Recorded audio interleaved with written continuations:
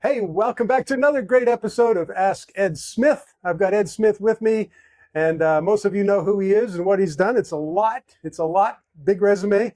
But hey, Ed, it's good to have another time with you. Good morning. Good morning. It is. I did a little preview of these questions, and we've got some good ones today. Okay, good. And I have. Hope they're not too challenging. Well, Give me a headache.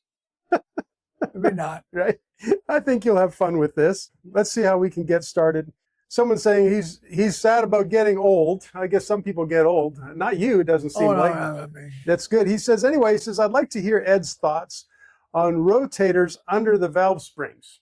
The rotors go on top of the valve spring. Okay. Not under the valve spring. Oh, okay. So he had that wrong. Yeah.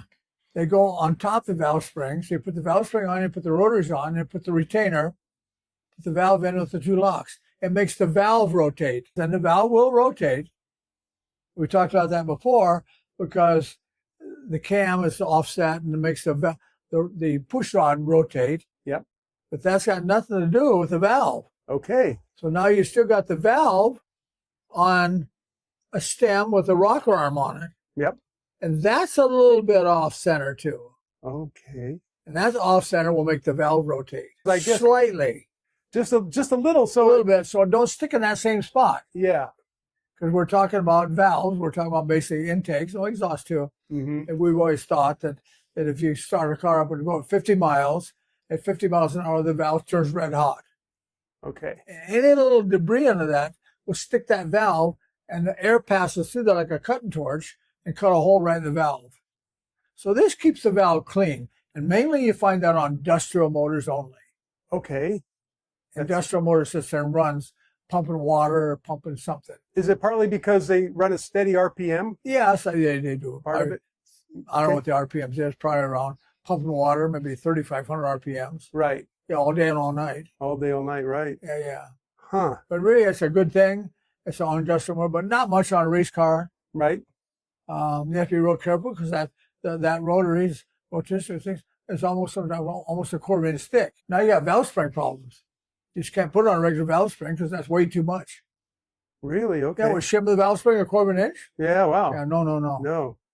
Huh. But it's industrial. So Yeah. not really in our world, we would never use them. Okay, but you knew exactly what that was. But his question is, can you use them indefinitely? Do they wear out?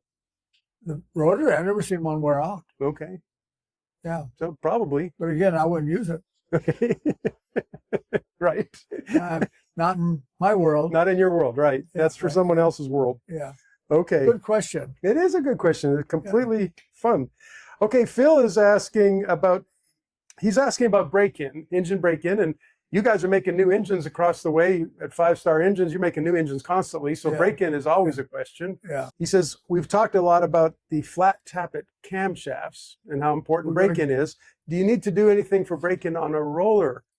Not really. Okay. Just put some good lube on it. There's some good lube for rollers. Okay. And we oil them when we put them together. Okay. And the other day, I made sure that when they get all done with all of these motors, every one of them, that they oil the timing chain Yeah. before they put the front cover on. Do not put that thing on there dry. They got some mixture, I think.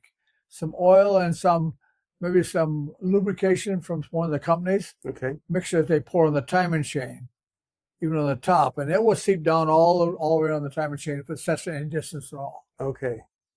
So So we make sure we do that. But the roller cam, lubricate up good, and there's no break-in on it. okay. Either go up and down. And it's kind of funny when you break in a motor.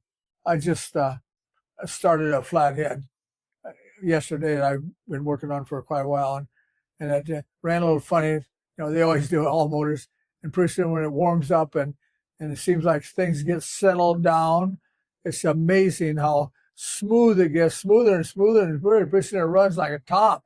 Wow. It's so smooth, and idle just sets the car in. It sits there, idle so good. The old Flathead sitting there for Brent Walk, so it's all brand new. Yeah. And sits there and just putt.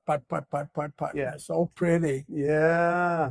So And turn the key, and it's half a turn, it starts and runs without touching anything. you know what? That is amazing. Yeah. And just came across one of the videos we did when you did that, when you started up a Flathead with just a quarter turn, it seemed like. Yeah. And so if you're looking for those, if you want some Flathead engine startups, Ed's done a few of those videos for us. Yeah. And go have a look at those. We'll do that one here in 15, 20 minutes. Oh, okay. We'll go over and start it up. And okay. The customer was just here, and he was just amazed that didn't even touch anything. Just turn the key, and it starts and runs and goes down to idle and just really low. And after that break-in again, things get seated in. I think the pistons get oil and the timing chain and everything gets oil, and it kind of gets seated and moves back where it's supposed to be. And rod bearings and main bearings all kind of get centered. And of course, the piston rings. And the smoother it gets, the pressure calms down. Yeah, like catching a wild cat by the tail. Gotta get him calmed down a little bit, and he really first pretty good. But that's right. And all the tiniest pieces, I guess, they all have to become friends with each other. Yes, I think so. Yeah, that's good. It calms down and just sits there and runs pretty Everything's so cute. Yeah. That's awesome. That's the way they should be. Yeah. Unless you start putting big camshafts in them and get crazy with the carburation and things like that. So I've got my own question to follow up on that.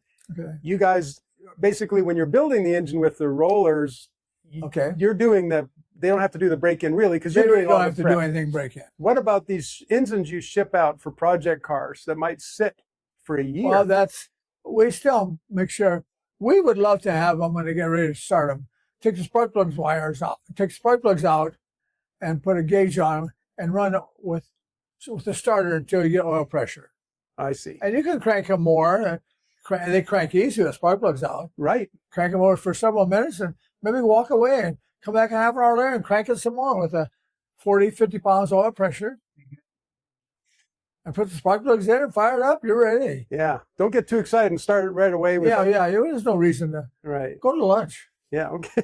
Someone's asking about your opinion about everything that happened when they stopped putting lead in gasoline back in, what is that, the 70s, right? Yeah.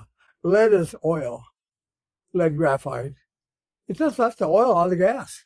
So now we got dry gas. It was a lubricant. Lubricant, sure, yeah. Yeah. Right away we started losing valve guides and everything else.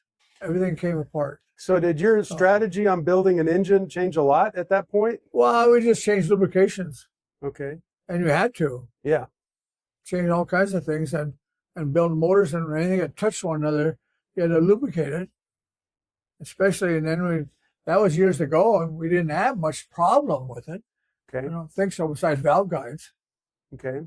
And everybody that didn't know what they were, whatever, but they thought the valve seats, burning seats are hard seats. Right. And I personally, Chrysler used to have hard seats, and you couldn't grind them.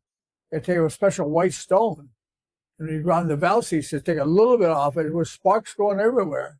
That's how hard the seats on all the Mopar engines. Yeah. Okay. On the exhaust seats. That's the first exhaust seats we had. Oh. They were hard. Yeah. But then the guides wore out with the gas. Yeah. Okay. So that gas, the guide went up and down the valve and seated here and seated here and seated here, the guide. So now the valve's moving all over the place. Yeah, just moving everywhere like going down a funnel. Right. Pretty soon it wore the head out. So you take it apart and the valve sunk down the cylinder, had a quarter of an inch. Oh my goodness. And still ran. That's how much it eat up. It was a guide problem. Wasn't the seat at all. Don't blame that. Yeah, right. Okay. So we put new seats in them and put new guides, and we put guides in every head. Okay. And our guides are made out of a different material than cast iron. Mm-hmm. Because the cast iron is a pretty cheap material. It's the cheapest thing automotive manufacturers should buy and still hold up for a little while. Yeah, right. Yeah. And still they put more zinc in the engines, and they knew what they were doing. Just cheap. Spend money. Yeah. Now you get some engines that got more zinc in them, and the cast iron is denser. Uh-huh. And the guide lasts longer. Okay. And our guides are different material. Even some guides on particular applications have a little spiral in them that lubes that guide. Oh, just let some oil down. A little more oil and gas. I see. Okay, so good. We've kind of overcome that guide problem. Yeah. But we don't see that very much anymore. Okay, so Eric has an interesting question. You've had a lot of little comments you made about different engine parts that you combined, playing around. And he's wondering what you recall anyway. What's the oddest engine combination that surprised you for the power it made? It don't surprise me what you can get out of a V8. Yeah. But then you have to kind of go down the hill a little bit. 6-cylinder. See some 6-cylinders with lots of exhaust and lots of maybe twin turbochargers. Twin turbochargers on a 6-cylinder. Yeah. And some of the foreign cars now, I dislike them. On a brand new car, you can go buy a new car with a 1.6 cubic inch motor with a turbocharger on it. Yeah. Yeah. And the bearings, rod bearings are probably about a 1/4 inch wide. They ain't gonna last long. Right. But to get them to roll down the road and get the car, this little brand new 2025 little car to get some gas mileage, you have to put a turbocharger on it. Yeah. Or supercharger or A something. lot of stress in there. And yeah, there's a lot of stress. And I'm amazed that the car will go 120 miles an hour. Yeah. With that small motor. Yeah. Well, without a doubt, it's not going to last long, but they don't care. Right. Yeah. So it gets out of warranty. Yeah. It's kind of disgusting. But I don't know. I don't have any particular one that I see somebody put a whole lot of parts and motors put together and come up with something fantastic. I don't know. Well, the one combination that you teased people with some time ago that comes to my mind because you mentioned it was putting Pontiac pistons in a Chevy engine with a Dodge crankshaft or something. That was years ago. Yeah, that was a long time ago. Yeah. And I know you said there was a lot of... it wasn't fantastic. Okay. It was just something we put together and was cheap because instead of buying a steel crank for, $4,000 and things like this, we could get that job done in our budget. Okay. And that was what was good about it. It's kind of like, we've got a Dodge crank here. Maybe we can use it. So that was something that was time consuming on our part, but didn't cost us nothing. Right. That was that's when you survival. The survival type engine. Yeah. Not just spending, I think our dragster right now, I think he's got way over maybe 125,000 in that motor. Yeah. Wow. All right. That's great. Thank you, Eric. The next question is from Mary. Why do people forget that the rocker arm ratio is part of the total lift, which the cam lifts times the ratio of the rocker arm is what you get in actual lift? I guess maybe they didn't go to school. Okay. Didn't pay attention. Yeah. Sure, we changed the rocker arm ratios on Chevy 1.6s and to 1.5s, and we switched them back and forth. Depends on what kind of race car you got, what kind of track you have. So you don't have to change the cam, you can change the rocker arms. Just change the rocker arm, yeah. Okay. But 1.6s are all of it. Just lifts the valve more. Mm-hmm. Gives you more low end or more high end. And more torque. Yeah, it's all yeah. That's simple. Yeah. And I don't know what well, it's good for her, a good question, but yeah. Okay, next question from Sam. It says, I would like to know about knurling piston skirts. And why don't you tell us what that means and why you would do it or not do that? Because the piston's too loose in the bore. Okay. Somehow it's too loose. So they have a machine that just clamps it. It's got two small rollers that's got teeth on them. Little marks. They're usually about a 1/4 inch wide, and would put a piece of aluminum in it, and you crank it like a old ringer or something with a handle crank. You crank this piston back and forth in it. Okay. And it runs it and scores the piston and actually breaks the piston. Breaks the surface of the piston. Okay. So once it smashes it and puts these threads in it, then it raises the piston. So it's bigger then. So it kind of expands the effectiveness of it, I guess. Of the piston, yeah. Okay. That's why we don't agree with that. Then you have to sand it sometimes or file it to get that edges off there so it does fit what you want. I see. Because usually if we want a 3000s, it ain't nothing to knurl a piston and gain 5. Oh, wow. Yeah. That's pretty brutal. And it holds oil, but it's not supposed to touch anyways. Piston skirt, don't touch the piston. Or don't touch this block. Yeah, right. So we used to knurl valve guides all the time too. Right. Some people do. Yeah. And just breaks the surface and makes them bigger. Okay. But soon wears out fast because it's all broken. Yeah, it's broken and you have less surface area. Yeah, yes, less surface. Yeah. So I don't know what and some of them used to say perfect circle was lettered right in the knurling. Okay. This perfect circle sold the machine. Oh, I see. Yeah, yeah. Okay. Yeah, good question. Okay, thank you, Sam. But we're All right, Fred says, hi, Barry and Ed.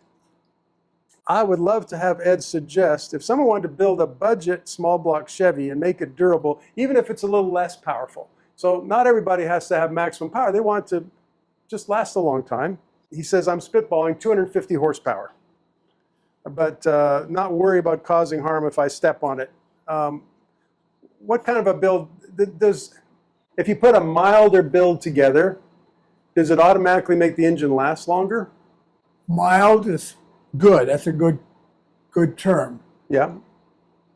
I would say if you put a mild motor together, for instance, a mild motor, I would say would be a factory high performance motor. Okay. And right out of a Corvette, Mm-hmm. of a 58 Corvette or something to that specs. Yeah. Or 61, 2, 66 Corvette fuel injected would be a mild build. Okay. Give you that much horsepower easily. Yeah. Then you could straighten that up by doing some modification on the oil system if you were to build it like that. Mm-hmm. Yeah. And it would last forever. Okay. And there's no reason to. But every time if you go from a mild build on to anything you add past the mild build, radical is going to shorten the life of the engine by half. Wow. Okay. Right. Yeah, yeah. Yeah. There's a An price. extreme, it might last a month. Okay. A build. Yeah. If you extremely build a motor, Right. it's going to come apart. Yeah. Because Yeah. again, you're putting so much stress on different parts. Yes, I yeah, guess. different parts. Yeah. Okay. Yeah, so that's a good thing. Yeah. Mild build will last forever. Okay. So Fred, if you're good with that, Yeah. that's probably smart, depending on what you're doing. Yeah, depending on what you put in. Yeah. Yeah, good. Okay. So Nick says I have one of these gears. He's talking about, we talked about a geared timing set instead of the chain. He said, I have one in my Windsor engine. I've heard that added harmonics can snap camshafts. Have you heard anything about that happening? Of course it will. Yeah, gear drive. Yes, I'm sorry, gear drive. As soon as you went to gear drive, now he's in a new ball game. Okay. Yeah, and again, if you don't run a good harmonic balancer, a fluid balancer made for that motor, the harmonics will break the gear drive soon. Okay. Yeah. What about the camshaft? Is that going to hurt the camshaft? Well, if you It's the attached, gear I drive's guess. good, depends on where that is. It could break the end of the cam right off. Okay. Sure, yeah. Everything goes up and down. Yeah, Okay. you gotta get a balancer on there.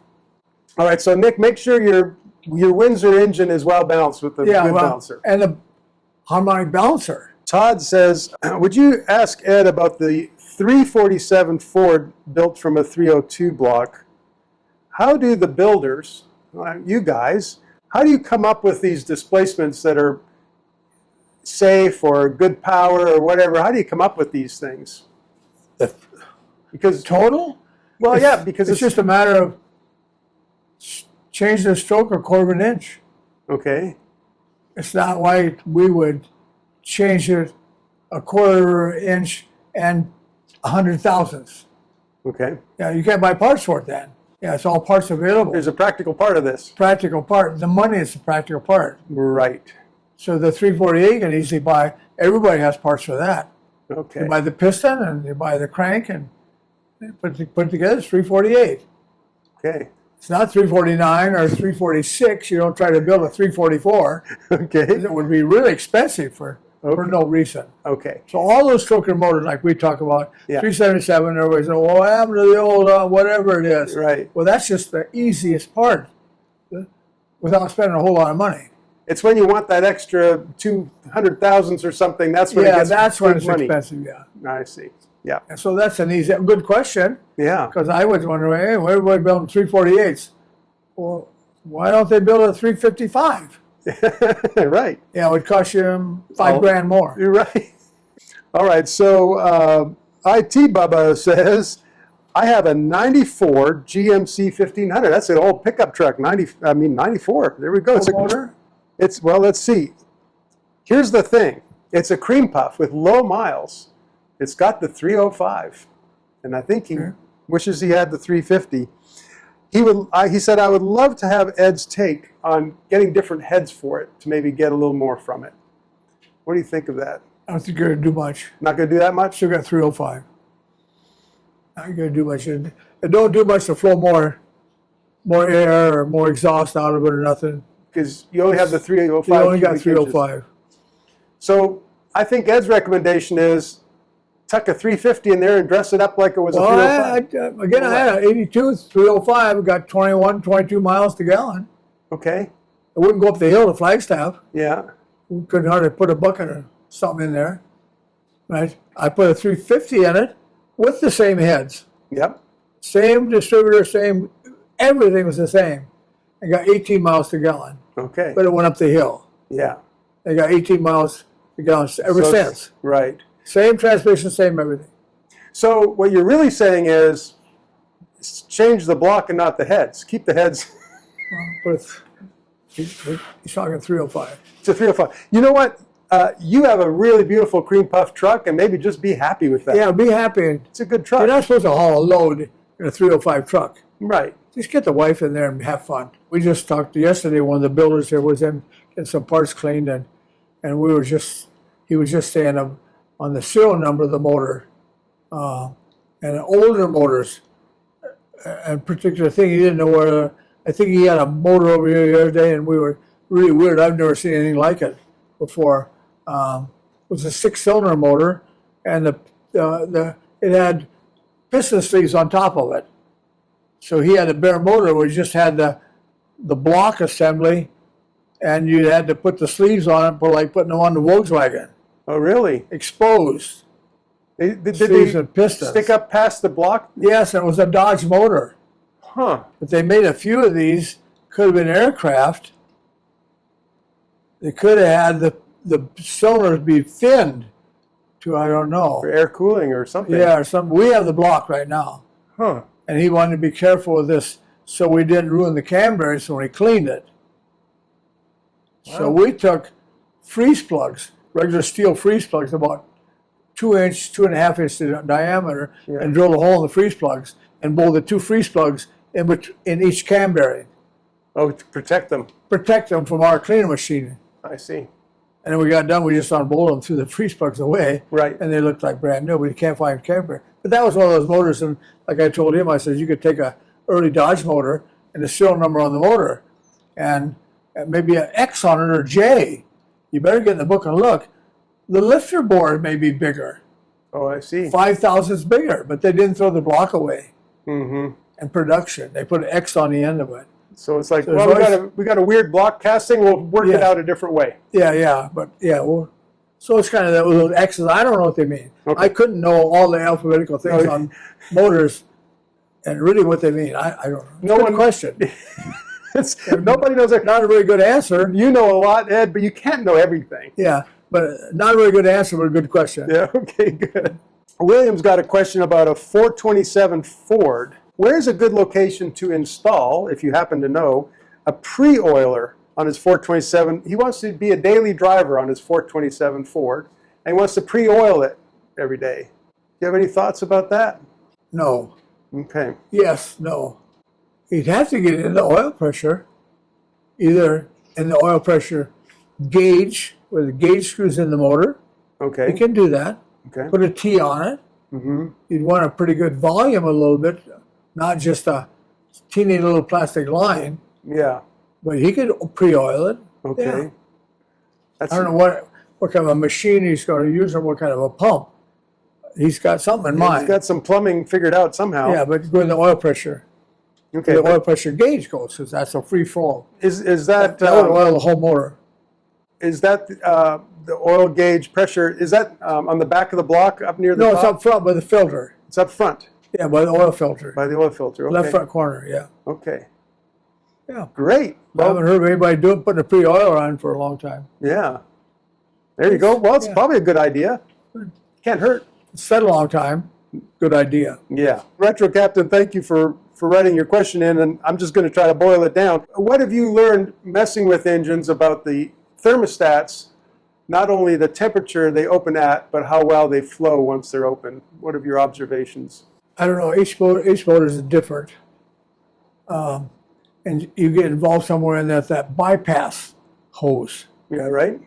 The Ford is about a 3/8 bypass hose. Chevrolet and the water pump, the extra hole in the gasket of the water pump is about a 1/4 inch. Some of the Cadillacs were almost 1 inch. Wow. 500 Cadillacs bypass hose. And that thermostat has something to do with that bypass hose. 351M motors. Okay. We have some issues with the bypass and the thermostat. So it all has something to do with it. Depends on where you live, I guess, and what your air temperature is where you live back east someplace, or high humidity or cold weather, or what you want to do. Yeah. But that's usually a problem with air in the motor. But thermostat size, I didn't know. We always like to have stat. That's the world's thermostats. Yeah. But I never knew you could buy a heavy-duty thermostat that would open more than the other one. So I guess you'd have to go in, and I'm not sure. A thermostat, it goes open a little bit. It's heat control. It opens a little bit, and maybe not so far. And then if it was hot, it would make it all the way up. Right. You have to put it in some boiling water, see if it opens open or not, or does it float back and forth? Does the water cool off? Yeah. Or the water circulates? All has to do with that. He's got a good question, but I don't know that much about buying a bigger thermostat or something. Yeah. Huh. Okay. I know some Chevy trucks, like the 366 Chevy truck, got 2 thermostats. Did it really? Yeah, under the housing. It actually has 2. So whether one of them opens up and does something, I never thought about that until he's asked a question. One opens up until something happens, and the other one opens up and really runs the water through. Yeah, like this And one that'd be an open. industrial motor, like a U-Haul truck. It's a good question. Hunter says, I'm a fan of the 4-inch stroke with a 4-inch bore. He says, I would rather have a 400 motor than a 460. What do you think of that? 460 again is big. Pistons are bigger, heavier, and they ain't going nowhere. Okay. The 400 would be a lot better. Depends what you're doing with a light car. Yeah, a light car would be fine. Now you can buy all kinds of stuff for the 400. Okay, so he says, this is further into the question, he says, I have done a lot of truck pulls, so you know those competitions? Sure. He said, my 400 motor has outpulled 460s many times. And I wonder if it's because of RPM. Does that 400 rev higher or pull harder that way? Yeah. There's a lot to that. Yeah. Gear ratio, tire size, what he's pulling, and all kinds of stuff. Yeah, it's not just cubic inches. He's got a whole book full of specifications why it does that. Okay. Okay, this is Donald. He says, is there a way to turn your rings? Like, I don't know, like on a lathe? Is he trying to trim them down to get better horsepower? Have you ever heard of anything like that? I don't know what he means. Okay. He's got to tell us what he means by turning the rings. Yeah. I wonder if it means making sure the gaps aren't in the same place. I know they won't be. Okay. Why not? Because there's your grooves when you hone a motor. Yeah. You got the grooves in our hone. The hone goes up and down and makes screws going this way and that way and everything else. So every piece on a motor rotates. Really? That's right. You can't stop them. Okay. If you try to stop them, you're going to break it. Okay. It's my old NASCAR guy. He scolded me one time. This is about 30 years ago. He used to come here in Detroit, and he was a NASCAR judge. Oh. And NASCAR and Indianapolis cars and motors and things like this. Yeah. He judged contests and, okay, I got his car here, so I haven't seen him. Of course, he's passed away. Okay. But he said every part in the motor will rotate. If you stop it, it's going to break. Even the little keys on the end of the wrist pin will rotate. Really? The rings go round and round and round. All rings go round and round and round. If you face them up and find them, tomorrow they'll be offset. Okay. Every piece of the motor moves. Okay. The only way to stop those rings is to get them all carboned up or something. You've got a lot of people that build engines that still watch this. They like to hear what you have to say. And Steve is a builder. He says, the cylinder head is the one major issue most engines can't build. You can't build power if you don't move air. You probably agree with Sure, that. yeah, of course. He says, that's why I concentrate on exhaust ports a bit more than most people. Good. You like that idea? Sure. If you, all things being equal, why would you focus on an exhaust port? Because the gas has got to get out of there. It's no good. You don't want it. Right? There's no purpose for it. Yeah. It don't create nothing. It cause problems. Okay. So really, the exhaust ports, they should be polished and cleaned and everything. Now, not so much on the intake. Why? The intake could be a little rougher. Keep that gas mixed up. Okay. Keep it flowing. Keep it a mist. Yeah, that turbulence. Yeah, some people, I've seen them, when a guy was showing some videos one time of something here, but there's a cylinder head laying there, and he prick punched it with a sharp punch all over the head. Uh-huh. He wasn't showing it to me, but it was right there. And so I quizzed him later about it. He says, you should not be looking at that picture. I was on the intake side. Keeps that gas mixed up. I see. Keep it swirling. That's the main thing of it. But on The exhaust port should be polished and cleaned and make it as big as you possibly can. I got you. Yeah. Let it get So out. that's really important. And some people don't think that. And even the gas ports and even the square ports, some of our heads are round and they flatten the port. So that gas going down to the header, and then it stops. The gas stops there and comes back the other way. Huh. And every port, that's where you get that header drawing the exhaust out, Yeah. equal length header, and all the pipes tuned. Yeah. Goes clear back to the cylinder head. And some cylinder heads are round, and then they flat port the bottom. So it gives a dam for the exhaust to return in. Hits that square port on the head, and turns around and goes the other way. Okay.